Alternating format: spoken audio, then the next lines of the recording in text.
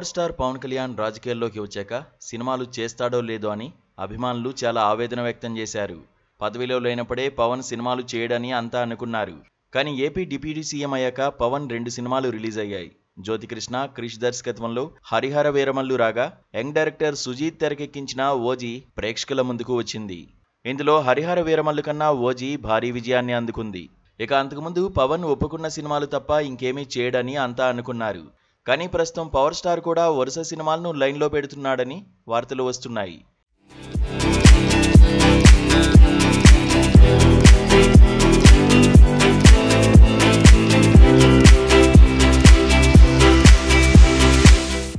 తాజాగా పవన్ కళ్యాణ్ మరో సినిమాకు గ్రీన్ సిగ్నల్ ఇచ్చినట్లు తెలుస్తోంది. టాలీవుడ్ స్టార్ డైరెక్టర్ అనిల్ రావిపూడి దర్శకత్వంలో పవన్ ఒక సినిమా చేస్తున్నట్లు టాక్ నడుస్తోంది. ఈ సినిమాను శ్రీ వెంకటేశ్వర క్రియేషన్స్ పై దిల్ రాజు నిర్మిస్తున్నట్లు తెలుస్తోంది. వకీల్ సాబ్ సినిమా కోసం ఈ కాంబో ఒకటి కాగా, కరోనా వలన ఈ చిత్రం ఆశించిన ఫలితాన్ని అందుకోలేకపోయింది. ఇక మరోసారి దిల్ రాజు పవన్ కళ్యాణ్ డేట్స్ కోసం ఎదురు చూస్తున్నాడు.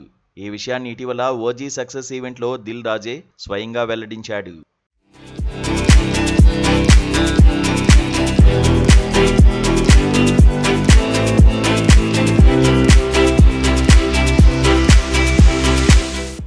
ఇక నందమూరి బాలకృష్ణకు భగవంత్ కేసరి ఇచ్చినట్లే అనిల్ పవన్ కోసం ఒక మెసేజ్ ఓరియంటెడ్ కథను అందివనున్నట్లు సమాచారం. ప్రస్తుతం అనిల్ రావిపూడి మెగాస్టార్ చిరంజీవితో మన శంకర వరప్రసాద్ గారు సినిమా చేస్తున్నాడు. ఈ సినిమా సంక్రాంతికి రిలీజ్ అవుతోంది. ఇది పూర్తి కాగానే అనిల్ రావిపూడి పవన్ కథను మొదలుపెట్టనున్నాడని సమాచారం. అయితే ఈ కాంబో కొందరిని ఆందోళనకు గురి చేస్తోంది.